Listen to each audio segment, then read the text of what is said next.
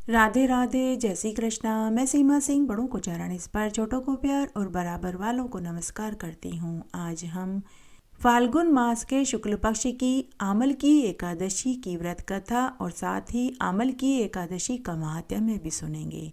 आमल की एकादशी को रंगभरणी एकादशी के नाम से भी जाना जाता है। आमल की एकादशी का व्रत बहुत फलदायक माना जाता है। आंवले को भगवान विष्णु ने वृक्ष के रूप में प्रतिष्ठित किया था। आंवले के पेड़ में भगवान विष्णु का वास होता है, इसलिए आमल की एकादशी का व्रत करने से मनुष्य को इहलोक में सुख और मरने के बाद मोक्ष की प्राप्ति होती है। भगवान स्वयं कहते हैं कि जिन्हें स्वर्ग और मोक्ष की कामना है उन्हें फाल्गुन मास के शुक्ल पक्ष की आमल की एकादशी का उपवास रखना चाहिए। पौराणिक मान्यता के अनुसार सृष्टि की रचना के लिए विष्णु भगवान ने ब्रह्मा को जन्म दिया था। उसी समय उन्होंने आंवले के वृक्ष को जन्म दिया। जो मनुष्य इस आमल की एकादशी का व्रत करते हैं वे प्रत्येक कार्य में सफल होते हैं और अंत में विष्णु लोक को पाते हैं। पुण्य नक्षत्र के दिन आने वाली यह आमल की एकादशी बहुत ही पुण्यदायिनी है। इसका व्रत करने वाले के जन्म जन्मांतर के सभी पाप नष्ट हो जाते हैं।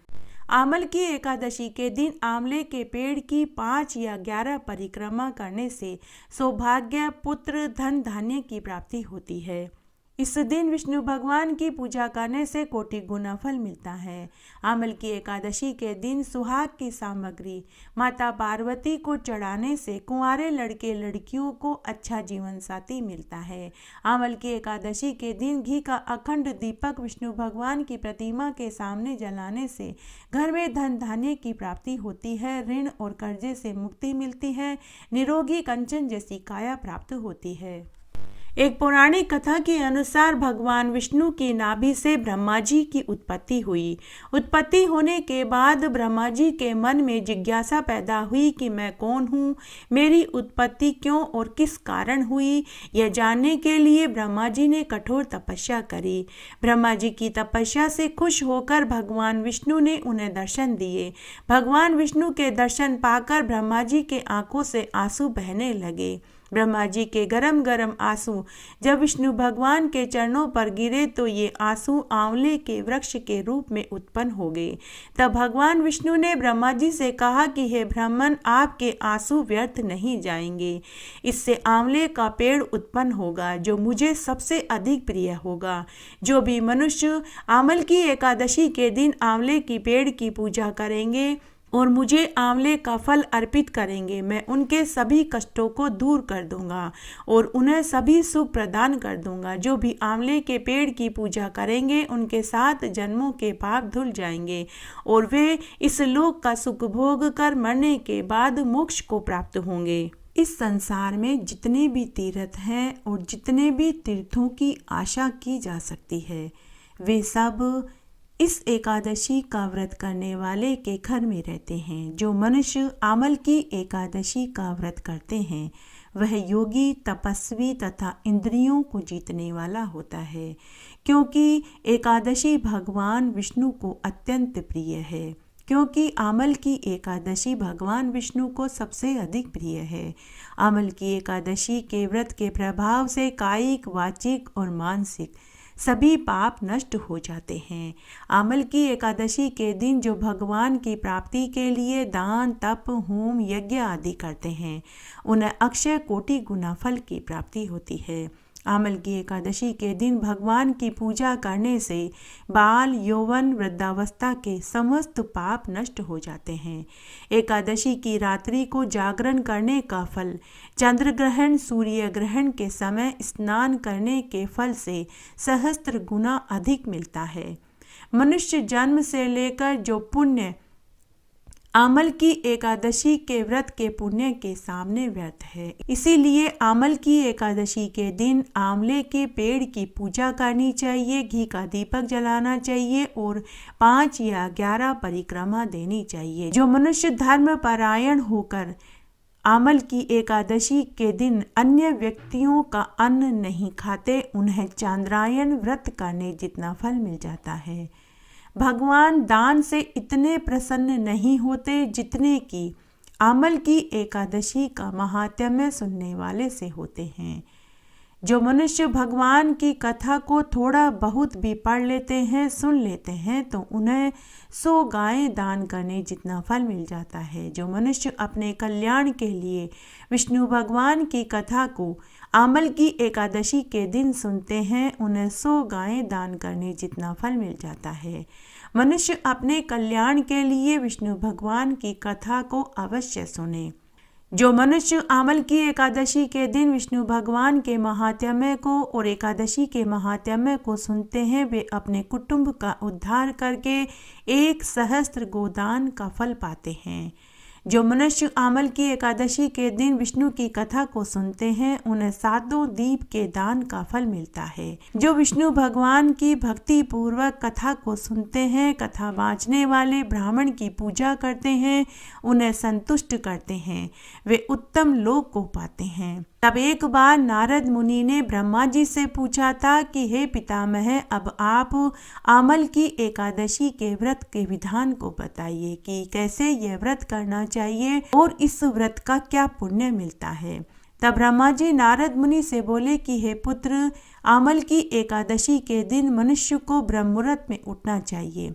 किसी नदी, तालाब, कुएं पर स्नान करके इस एकादशी के व्रत के नियम को ग्रहण करना चाहिए। आमल की एकादशी के दिन सुबह पवित्र नदियों में स्नान करके भगवान विष्णु की प्रतिमा के सामने हाथ में तिल और कुशा और जल लेकर व्रत का संकल्प लेना चाहिए कि हे विष्णु भगवान, मैं आपकी प्रसन्नता एवं मोक्ष की कामना से आमल की एकादशी का उपवास रखूंगा। मेरा यह व्रत सफलता पूर्वक पूरा हो, इसके लिए हे श्री हरि, मुझे आप अपनी शरण में ले लीजिए। उसके बाद मम कायिक, वाचिक, मानसिक, सांसारिक पातकों पपात कदुरित शयपूर्वक श्रुति स्मृति पुराणोक्त फल प्राप्त श्री परमेश्वर प्रीति कामनाएं आमल की एकादशी व्रत में करिष्ये। इस मंत्र को बोलकर या पढ़कर व्रत का संकल्प लेवें। उसके बाद षोडशोपचार विधि से भगवान विष्णु का पूजन करें। उसके बाद आंवले के पेड़ की पूजा करें। सबसे पहले आंवले के पेड़ के पास साफ सफाई करें, फिर गाय के गोबर से थोड़ी सी जमीन को लेपें, फिर आंवले के पेड़ की जड़ में वेदिका बनाकर उस पर कलश स्थापित करें। कलश में सभी देवताओं, तीर्थों एवं समुद्र के जल को आमंत्रित करें। कलश पर पंच पल्लव रखें, घी का दीपक जलावें, कलश पर स्वास्तिक बनावें, चंदन का टीका लगावें, वस्त्र पहनावें, जनेऊ पहनावें, नारियल और दक्षिणा के रुपए रखें। कलश पर विष्णु भगवान की प्रतिमा को स्थापित करें। रात्रि जागरण, भजन कीर्तन में समय बितावें। द्वादशी के दिन एक ब्राह्मण को सपत्नीक भोजन खिलाकर कलश सहित विष्णु भगवान की मूर्ति और दक्षिणा भेंट करें। उस समय भगवान से विनय करनी चाहिए कि हे ईश्वर, आज मैं निराहार रहूँगा, दूसरे दिन ही भोजन करूँगा, इसलिए आप मेरी रक्षा करना। इस प्रकार विनय करके भगवान की पूजा करनी चाहिए। रात्रि को भगवान के समीप गीत, नृत्य, भजन, बाजे, कथा आदि में समय व्यतीत करना चाहिए। आमल की एकादशी के दिन कंजूसी को त्याग कर बहुत सा पुण्य, फल, अगरबत्ती, धूप, दीप आदि से भगवान की आराधना करनी चाहिए। शंख के जल से भगवान विष्णु को अर्घ्य देना चाहिए।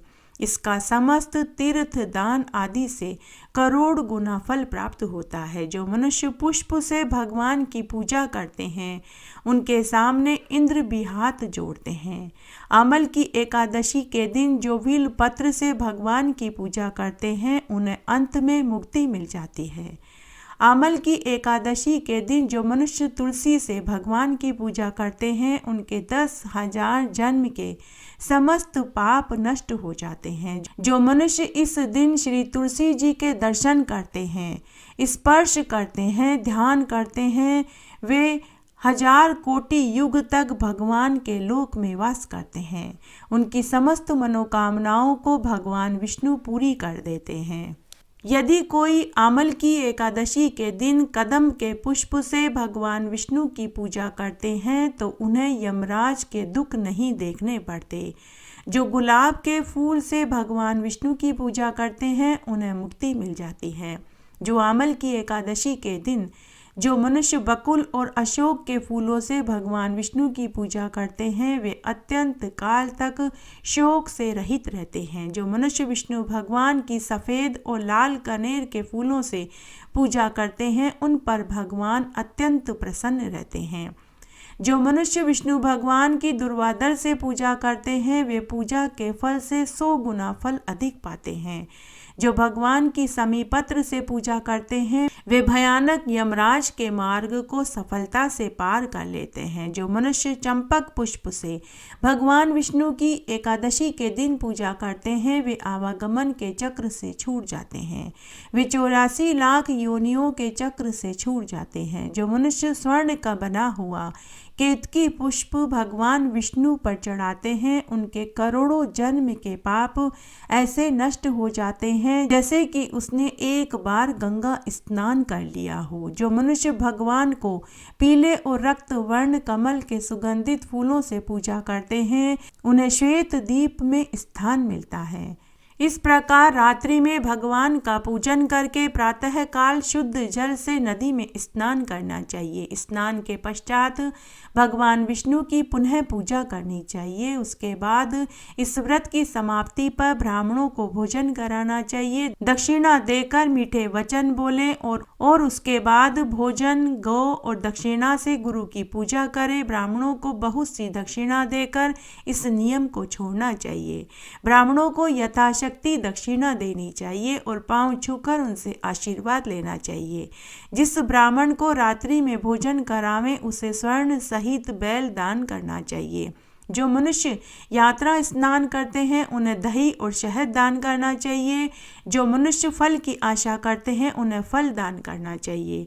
तेल की जगह घी, घी की जगह दूध और अन्न में चावल का दान करना चाहिए।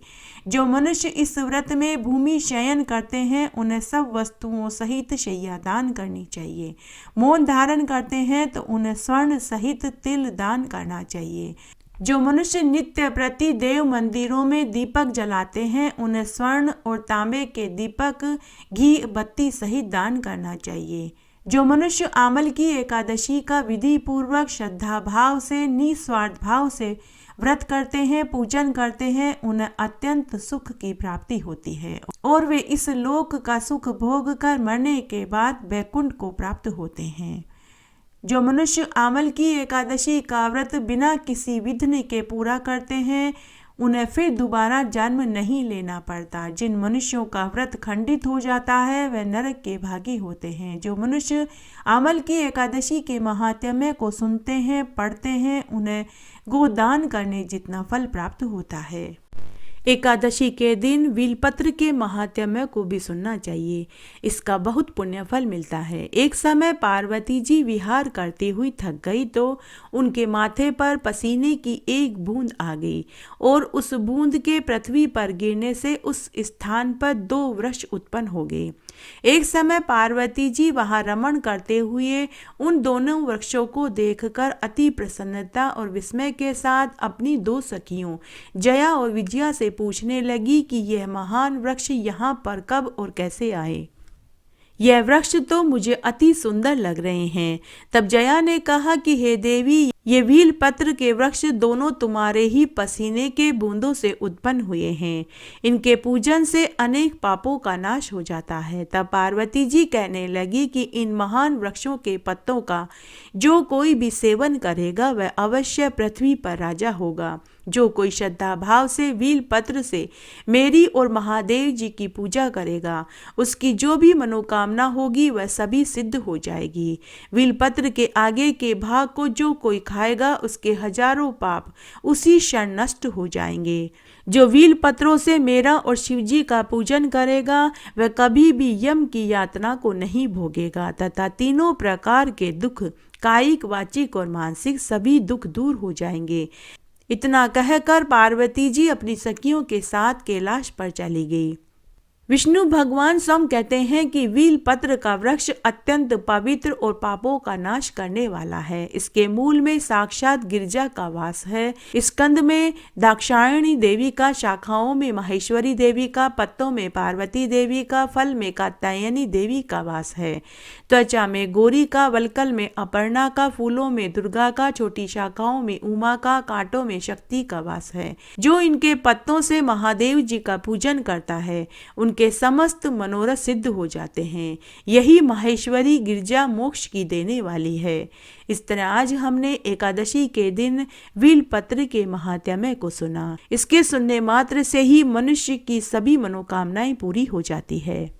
मानधाता जी बोले कि हे वशिष्ठ जी, यदि आप मुझ पर प्रसन्न हैं तो आप मुझे आमल की एकादशी के बारे में विस्तार से बताइए। तब मुनि वशिष्ठ राजा दिलीप से बोले कि हे राजन, सब व्रतों में उत्तम और अंत में मोक्ष को देने वाला आमल की एकादशी है। यह फाल्गुन माह के शुक्ल पक्ष में आती है। इस व्रत का पुण्य 1000 गोदान के फल के बराबर मिलता है। मैं तुमसे इस संबंध में एक पौराणिक कथा कहता हूँ। आइए अब हम आमल की एकादशी की एक पौराणिक कथा सुनते हैं। एक वैदिक नामक नगर में ब्राह्मण, क्षत्रिय, वैश्य, शूद्र चारों वर्ण आनंद पूर्वक रहते थे। उस नगर में चैत्ररथ नाम का एक चंद्रवंशी राजा था। वह राजा बड़ा ही विद्वान और धार्मिक प्रवृत्ति का था। वहाँ के निवासी वृद्ध से बालक तक प्रत्येक एकादशी का व्रत करते थे। एक समय फाल्गुन मास के शुक्ल पक्ष में आमल की एकादशी आई। उस दिन राजा से प्रजा तक, वृद्ध से बालक तक सब ने खुशी खुशी आमल की एकादशी का उपवास रखा। राजा अपनी प्रजा के साथ मंदिर में जाकर पूर्ण कुंभ स्थापित करके तथा धूप, दीप, नैवेद्य, पंचरत्न, छत्र आदि से धात्री आंवली का पूजन किया। वे सब धात्री की इस प्रकार स्तुति कर रहे थे और कह रहे थे कि हे धात्री, तुम ब्रह्म स्वरूपा हो, तुम ब्रह्मा जी द्वारा उत्पन्न हो और सारे पापों को नष्ट करने वाली हो। तुमको नमस्कार है। अब तुम अर्घ्य स्वीकार करो। तुम श्री रामचंद्र जी द्वारा सम्मानित हो। मैं आपकी प्रार्थना करता हूँ, मेरे समस्त पापों का हरण करो। इस तरह वे सभी धात्री की पूजा कर रहे थे। उस देवालय में रात्रि को सबने जागरण किया। रात्रि के समय उस जगह एक बहेलिया आया। वह महापापी तथा दुराचारी था। वह भूखा और प्यासा था। वह उस जगह विष्णु भगवान की कथा तथा एकादशी के महात्म्य को सुनने के लिए बैठ गया। बहेलिये ने उस रात्रि को अन्य लोगों के साथ जागकर समय व्यतीत किया। प्रातःकाल होते ही सभी लोग अपने अपने घरों में चले गए। कुछ समय बीतने के बाद उस बहेलिये की मृत्यु हो गई। उस आमला एकादशी का व्रत तथा जागरण के प्रभाव से उसने राजा विदुरथ के घर जन्म लिया। उसका नाम बसूरथ रखा गया। बड़े होने पर वह चतुर्गनी सेना के सहित तथा धन धान्य से युक्त होकर 10 सहस्त्र गांवों का पालन करने वाला बना। वह तेज में सूर्य के समान, कांति में चंद्रमा के समान, वीरता में विष्णु भगवान के समान और क्षमा में पृथ्वी के समान था। वह अत्यंत धार्मिक, सत्यवादी, कर्मवीर और विष्णु भक्त था। वह सदैव यज्ञ आदि किया करता था। एक दिन वह राजा शिकार खेलने के लिए वन में गया। देव योग से वह राजा रास्ता भूल गया। तब वह उसी वन में एक वृक्ष के नीचे सो गया। उसी समय पहाड़ी मलेच्छ वहां आए और राजा को अकेला देखकर उस पर मारो मारो का शब्द करके टूट पड़े।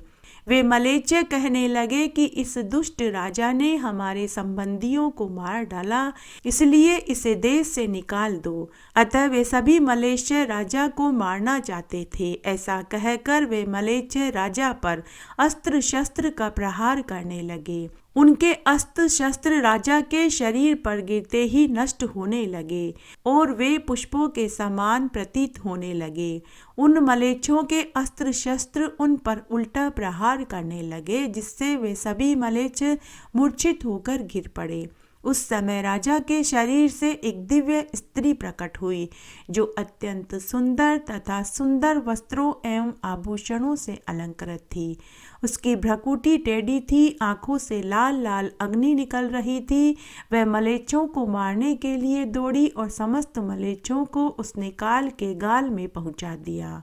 थोड़ी देर के पश्चात जब राजा जगा तो उन मलेच्छों को मरा हुआ देखकर राजा मनी मन सोचने लगा कि मेरे इन शत्रुओं को किसने मारा। जब राजा ऐसा विचार कर ही रहा था कि तभी वहां आकाशवाणी हुई और आकाशवाणी कहने लगी कि हे राजन, इस संसार में तुम्हारी विष्णु भगवान के अतिरिक्त कौन रक्षा कर सकता है।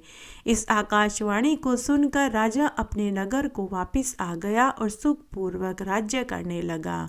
उसके बाद राजा ने पूरी नगरी में यह ढिंढोरा पिटवा दिया कि सभी को आमल की एकादशी का व्रत करना चाहिए और आमल की एकादशी के महात्म्य को सुनना चाहिए और आंवले के पेड़ की पूजा करनी चाहिए, आंवले का दान करना चाहिए। तब महर्षि वशिष्ठ राजा दिलीप से आगे बोले कि हे राजन, यह सब आमल की एकादशी के व्रत के प्रभाव से था। जो मनुष्य आमल की एकादशी का व्रत करते हैं वे प्रत्येक कार्य में सफल होते हैं और अंत में विष्णु लोक में जाते हैं। भगवान विष्णु की शक्ति हमारे सभी संकटों को काटती है। यह मनुष्य की ही नहीं, देवों की भी रक्षा करने में समर्थ है। इसी शक्ति के बल से भगवान विष्णु ने मधु केटभ नामक दैत्यों का संहार किया था। इसी शक्ति ने उत्पन्ना एकादशी बनकर मुर नामक दैत्य का वध करके देवों को सुखी किया था। केवल एक बार आमल की एकादशी का व्रत करने वाले बहेलिये को जन्म जन्मांतर तक विष्णु भगवान की कृपा प्राप्त हो गई। रात्रि जागरण करके नाच गान आदि करके भगवान का ध्यान करते रहना चाहिए। प्रति प्रहर मनुष्य को भगवान और महादेव जी का पूजन करना चाहिए। भगवान को पहले प्रहर में नारियल, दूसरे प्रहर में बेलपत्र और तीसरे प्रहर में सीताफल और चौथे प्रहर में सुपारी नारंगी अर्पित करनी चाहिए। इससे पहले प्रहर में अग्निहोम का, दूसरे प्रहर में वाजपेयी यज्ञ का, तीसरे प्रहर में अश्वमेघ यज्ञ का और चौथे प्रहर में राजसूय यज्ञ का फल मिलता है। इस फल से अधिक संसार में न यज्ञ है, न विद्या है, न तप है, न दान है। एकादशी का व्रत करने वाले मनुष्य को समस्त तीर्थ और यज्ञों का फल मिल जाता है। इस तरह से सूर्य उदय तक जागरण करना चाहिए और स्नान करके ब्राह्मणों को भोजन कराना चाहिए। सब पदार्थ भगवान को प्रतिमा सहित ब्राह्मण को देनी चाहिए। इस प्रकार जो मनुष्य विधि पूर्वक आमल की एकादशी के दिन भगवान की पूजा और व्रत करते हैं उनका जन्म सफल हो जाता है। इस लोक में समस्त सुखों को भोग कर मरने के बाद विष्णु लोक को पाते हैं। एकादशी के दिन दान का बहुत अधिक महत्व है। पूर्व जन्म में जो मनुष्य विद्या और भूमि का दान करते हैं उन्हें ही इस जन्म में विद्या और भूमि मिलती है। यदि कोई मनुष्य दान नहीं करता तो भगवान उसे केवल अन्न ही देते हैं। इसलिए एकादशी के दिन पूजा पाठ के साथ दान जरूर करना चाहिए, तभी व्रत का संपूर्ण फल प्राप्त होता है। एकादशी के व्रत से मनुष्य के समस्त पाप, दुख और दरिद्रता का नाश हो जाता है। जो मनुष्य आमल की एकादशी का व्रत करता है वह धनवान चक्रवर्ती राजा बनता है। कुबेर को महादेव जी ने इसी व्रत के करने से धना अधिपति बनाया था। इसी व्रत के प्रभाव से सत्यवादी राजा हरिश्चंद्र को पुत्र, स्त्री और राज्य प्राप्त हुआ था। एक बार भगवान श्री कृष्ण ने युधिष्ठिर से कहा था कि हे राजन, जो मनुष्य आमल की एकादशी का व्रत करता है उसे समस्त तीर्थों दानों का भी फल मिल जाता है। जिस प्रकार संसार में 2 पैरों वालों में ब्राह्मण, 4 पैरों वालों में गाय और देवताओं में इंद्र श्रेष्ठ है, उसी प्रकार से सभी एकादशियों में आमल की एकादशी अत्यंत पुण्य देने वाली है। आमल की एकादशी का व्रत सभी को करना चाहिए। दुर्बल मनुष्य को एक व्रत अवश्य करना चाहिए। जो मनुष्य आमल की एकादशी का व्रत नहीं करते उन्हें आत्मघात का पाप लगता है। मनुष्य योनि बड़े पुण्यों से मिलती है, इसलिए मनुष्य को आमल की एकादशी का व्रत अवश्य करना चाहिए। इस प्रकार आज हमने फाल्गुन मास के शुक्ल पक्ष की आमल की एकादशी का महात्म्य और साथ ही एक पौराणिक प्रचलित कहानी सुनी। आशा करती हूँ यह आपको जरूर पसंद आएगी। मेरे साथ बने रहने के लिए आपका धन्यवाद। आगे आने वाली कथा कहानियों के लिए भी आप इसी तरह मेरे साथ बने रहें। धन्यवाद।